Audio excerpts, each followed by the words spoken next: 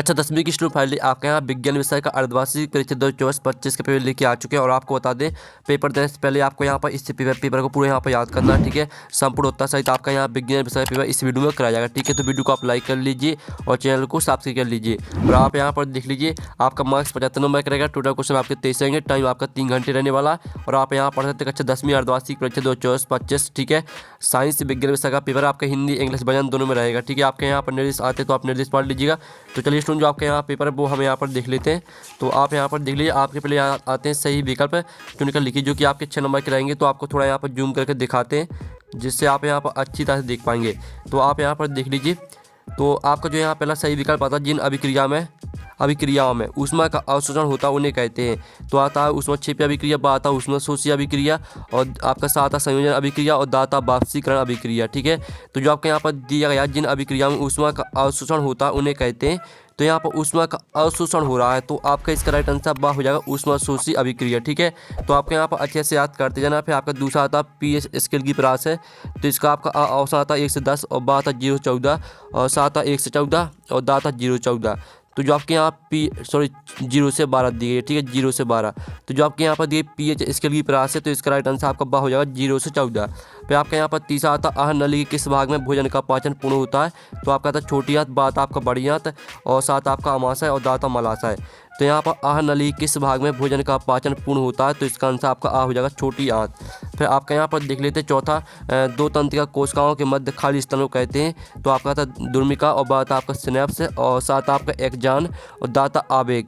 तो जो आपके यहाँ पर दिया गया 2 तंत्रिका कोशिका के मध्य खाली स्थान को कहते हैं। तो इसका राइट आंसर आपका बा हो जाएगा सिनेप्स, ठीक है, सिनेप्स कहते हैं। फिर आपका पांचवा आता है निम्न में से कौन, ठीक है, निम्न में से कौन मानव में मादा जनन तंत्र का भाग नहीं है। तो आपका इसका राइट आंसर सा हो जाएगा शुक्रवाहिका। फिर आपका इसका यहाँ पर 6वां देख लेते हैं। 6वां आता वाहिनियों में पीछे का दृश्य देखने के लिए किस दर्पण का उपयोग किया जाता है। तो यहाँ पर वाहिनियों में पीछे का दृश्य देखने के लिए उत्तर दर्पण का उपयोग किया जाता है। तो इस तरह से जो आपके यहाँ पर 6 नंबर के सही विकल्प वो आपके कंप्लीट हो जाते हैं। आपने अच्छे से यहाँ पर याद कर लिए होंगे, ठीक है। और साथ ही यहाँ पर इंग्लिश से मीडियम के स्टूडेंट भी देख लीजिए, ठीक है। तो यहाँ पर इंग्लिश से मीडियम के स्टूडेंट अच्छे से देख लीजिए। और साथ ही आप यहाँ पर देख लीजिए, इस साइड भी आपके यहाँ पर दिए हैं, तो यहाँ पर देख लीजिए, ठीक है। अब चलिए, आपका प्रश्न यहाँ पर 2 आता है रिक्त स्थान की पूर्ति कीजिए, जो कि आपके 6 नंबर के रहेंगे। तो पहला तो 2 या 2 से अधिक धातुओं के सामांगी मिश्रण डोडो कहते हैं। तो यहाँ पर 2 या 2 से अधिक धातुओं के सामांगी मिश्रण मिश्र धातु कहते हैं, ठीक है। तो इसका आंसर आपका रहेगा मिश्र धातु। और जो आपके यहाँ पर दूसरा आता है, तो स्टूडेंट आप यहाँ पर देख लीजिए, दूसरा आपका दिया गया तंत्रिका तंत्र की प्रमुख इकाई डोडो होती है। तो यहाँ पर तंत्रिका तंत्र की प्रमुख इकाई आपकी न्यूरॉन होती है। तो इसका आंसर आपका यहाँ पर न्यूरॉन हो जाएगा। और जो आपके यहाँ पर दिया गया भ्रूण को माँ के हृदय से पोषण डोडो नामक संरचना से प्राप्त होता है। तो यहाँ भ्रूण को माँ के हृदय से पोषण, ठीक है, प्लेसेंटा नामक संरचना से प्राप्त होता है। तो इसका आंसर आपका प्लेसेंटा हो जाएगा। और जो आपके यहाँ पर दिया गया, ठीक है, चौथा नर युग्मक एवं मादा युग्मक के मिलने की प्रक्रिया डोडो कहलाती है। तो यहाँ पर नर युग्मक एवं मादा युग्मक के मिलने की प्रक्रिया आपकी निषेचन कहलाती है, ठीक है। तो इस तरह से आपका इसका यहाँ पर चौथी का आंसर रहेगा। और जो आपका यहाँ 5वां आता है गोलीय दर्पण की फोकस दूरी उसकी वक्रता त्रिज्या की डोडो होती है। तो यहाँ पर गोलीय दर्पण की फोकस दूरी उसकी वक्रता त्रिज्या की आधी होती है, ठीक है। तो इसका आंसर आपका यहाँ पर आधी हो जाएगा। और जो आपके यहाँ पर 6वां आता है एक आदर्श वोल्टमीटर का पृथु डोडो होता है। तो यहाँ पर एक आदर्श वोल्टमीटर का पृथु होता है आपका अनंत। तो इसका आंसर आपका अनंत हो जाएगा। तो इस तरह से जो आपके यहाँ पर रिक्त स्थान वो कंप्लीट हो जाते, आपने यहाँ पर अच्छे से याद कर लिए होंगे। अब चलिए स्टूडेंट, जो आपके यहाँ पर नेक्स्ट क्वेश्चन है वो हम यहाँ पर देख लेते हैं, ठीक है। तो आपके यहाँ पर पहले तो आते हैं, ठीक है, प्रश्न 3 आता है आपका सही जोड़ी बनाकर लिखी, जो कि आपके 6 नंबर की रहेंगी। स्तंभ अवबा में दी गई सही जोड़ी। तो जो आपके यहाँ पर आती है पहले सोडियम। तो सोडियम को आपको मिट्टी के तेल से मैच कर देना है। और दूसरी आती है मास्टर ग्रंथि, तो इसको आपको पीयूष ग्रंथि से मैच कर देना है। और तीसरी आती है गर्भधारण रोकने हेतु, तो इसको आपको यहाँ पर कॉपर टी से मैच करना है, तीसरी हो जाएगी। चौथी आती है मेंडल। तो मेंडल को आपको, ठीक है, यहाँ पर मेंडल को मैच करना है आपको अनुवांशिकी के जनक से, ठीक है। चौथी आपकी अनुवांशिकी जनक से मैच कर देनी है। और जो 5वीं आती है डायोप्टर। तो डायोप्टर जो आपकी मैच करनी है वो आपकी हो जाएगी लेंस की क्षमता, ठीक है। जो आपके यहाँ पर डायोप्टर है वो आपकी लेंस की क्षमता का मात्रक है। और जो आपकी 6वीं आती है अवतल लेंस की क्षमता। तो यहाँ पर अवतल लेंस की क्षमता आपकी ऋणात्मक होती है। तो इस तरह से जो आपकी सही जोड़ी वो कंप्लीट हो जाती है, ठीक है। आपने अच्छे से यहाँ पर याद कर ली होंगी। और हमने यहाँ पर नंबर लिख दिए हैं कौन में आपको कौन सी मैच करनी, तो आप यहाँ पर देख लीजिएगा। और साथ ही यहाँ पर इंग्लिश से मीडियम के स्टूडेंट भी देख सकते हैं। अब चलिए प्रश्न आपका आता है 4 आता है, एक शब्द वाक्य में उत्तर दीजिए जो कि 6 नंबर के रहेंगे। तो पहला आता है लोहे की वस्तुओं पर पेंट क्यों करते हैं। तो यहाँ पर लोहे की वस्तुओं को संक्षारण से बचाने के लिए पेंट करते हैं। ठीक है, तो इसका आंसर आएगा संक्षारण से बचाने के लिए। ठीक है, तो आप यहाँ पर अच्छे से याद कर लीजिए, संक्षारण से बचाने के लिए। ये आपका यहाँ पहले का आंसर हो जाएगा।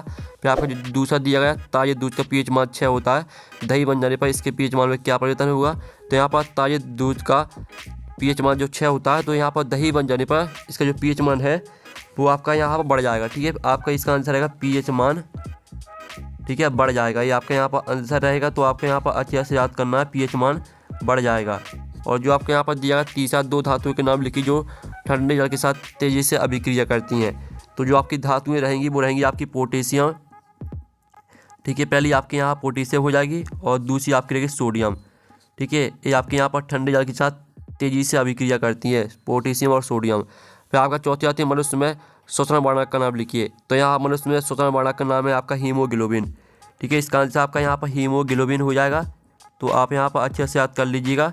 और जो आपके यहाँ पर दिया गया, ठीक है, 5वां डीएनए का पूरा नाम लिखिए। तो डीएनए का आपका पूरा नाम हो जाएगा डीऑक्सी।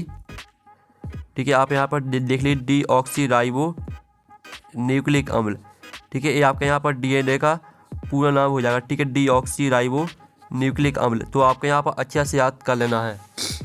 अब चलिए आपके यहाँ पर 6वां आता है रेगिस्तान की मरीज का किस क्रिया का उदाहरण है। तो यहाँ पर रेगिस्तान की मरीज का आपका पूर्ण आंतरिक परिवर्तन का उदाहरण। ठीक है, इसका आंसर रहेगा आपका पूर्ण आंतरिक परावर्तन। ठीक है, यहाँ पर पूर्ण आंतरिक परावर्तन का उदाहरण है आपकी रेगिस्तान की मरीज का।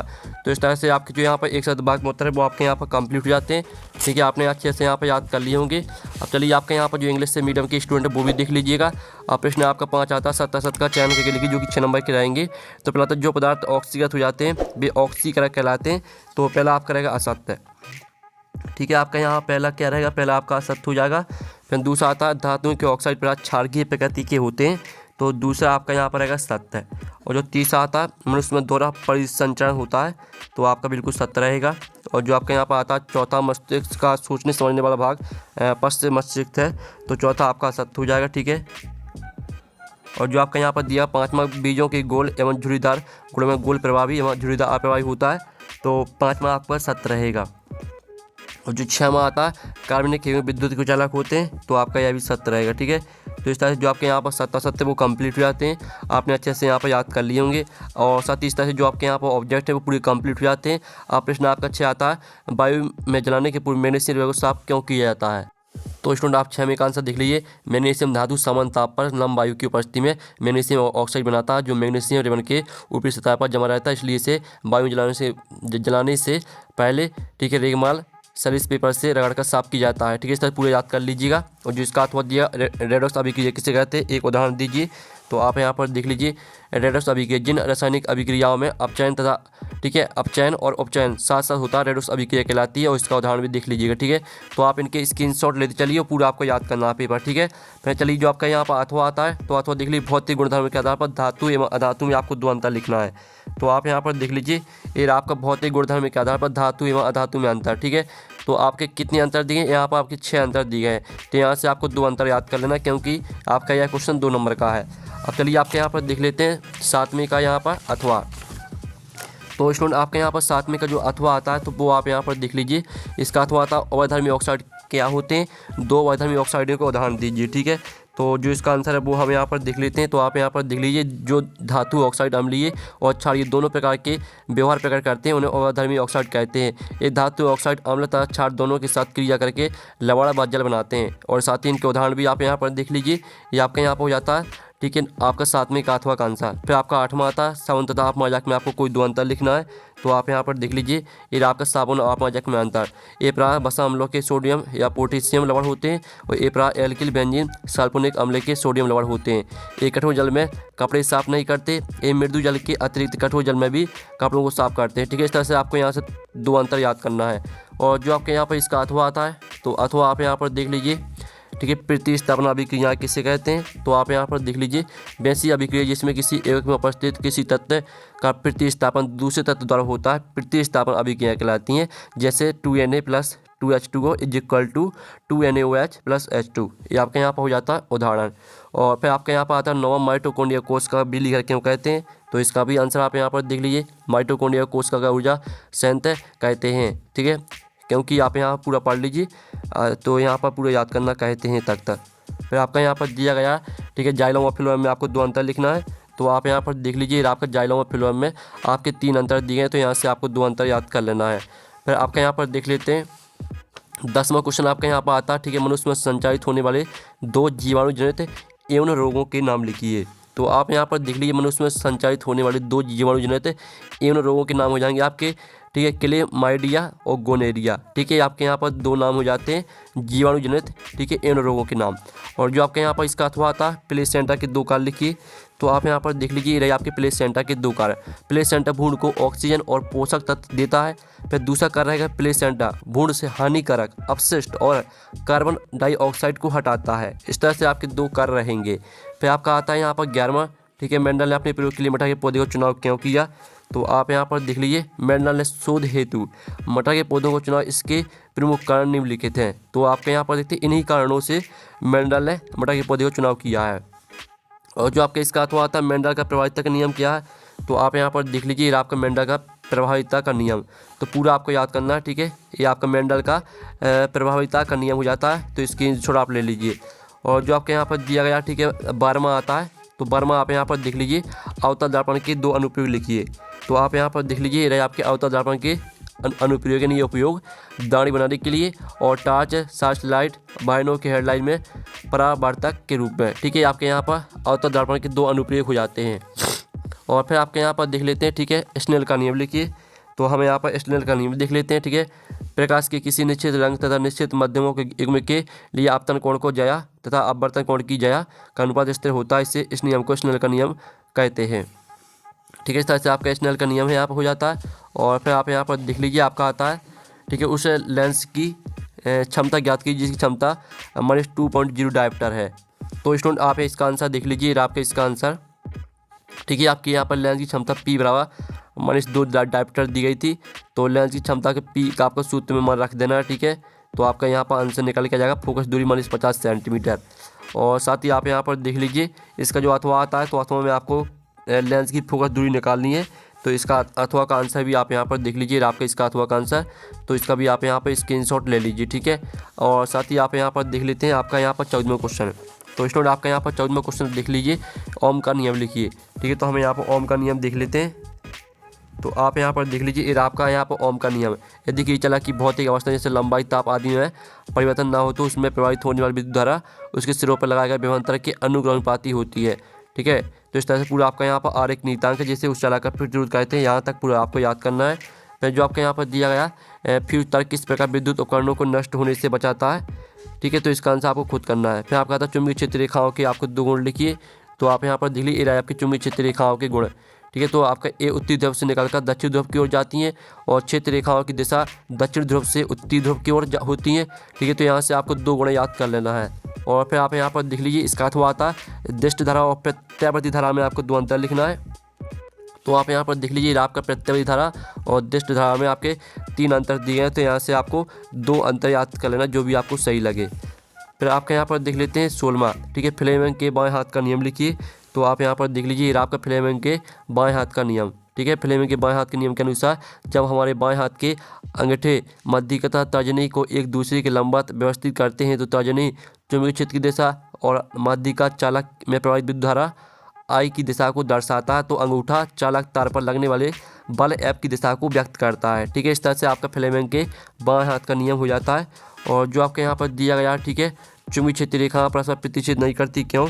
तो आप यहाँ पर देख लीजिए, यदि 2 चुंबकीय क्षेत्र रेखा परस्पर प्रतिच्छेद करें तो प्रतिच्छेद करने वाले बिंदु पर चुंबकीय क्षेत्र की 2 दिशाएं होगी जो संभव नहीं है, अतः एक क्षेत्र रेखा परस्पर प्रतिच्छेद नहीं करती हैं। तो इस तरह से आपका यहाँ पर आंसर हो जाता है। फिर आपका यहाँ पर 17वां देख लेते हैं।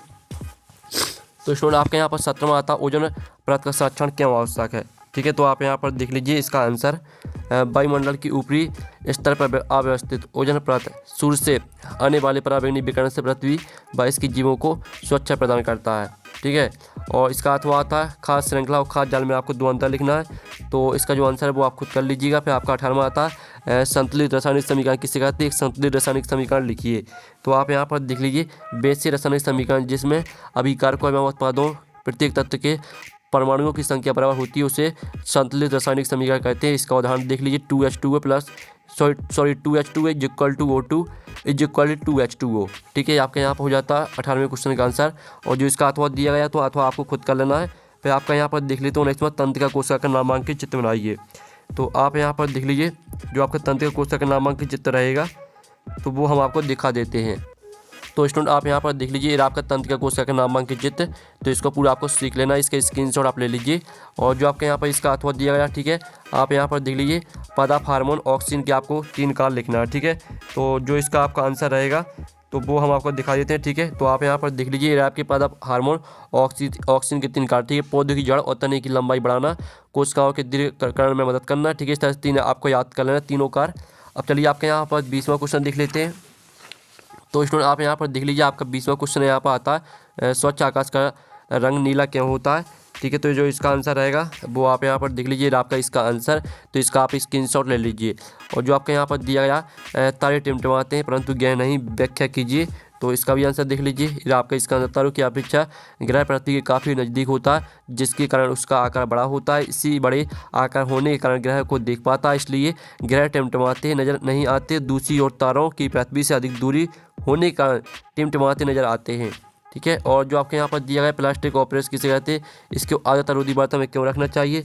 तो इसका आंसर भी आप यहाँ पर देख लीजिए आपका इसका आंसर, तो जल्दी से स्क्रीनशॉट आप ले लीजिए। और जो आपका इसका यहाँ पर अथवा दिया गया तो अथवा आपको खुद कर लेना है। और फिर आपके यहाँ पर आता है 22वां क्वेश्चन, तो इसको भी आपको खुद करना है। ठीक है, और जो आपका यहाँ पर 23वां क्वेश्चन है तो इसको भी आपको खुद करना है। तो इस तरह से जो आपका यहाँ पेपर है वो पूरा का पूरा आपका कंप्लीट हो जाता है। और साथ ही आप पेपर का PDF है डाउनलोड करना चाहते हैं तो लिंक वीडियो के डिस्क्रिप्शन में दी गई, तो आप वहाँ से पेपर का PDF डाउनलोड कर सकते हैं। तो हम नेक्स्ट वीडियो में थैंक्स फॉर वॉचिंग।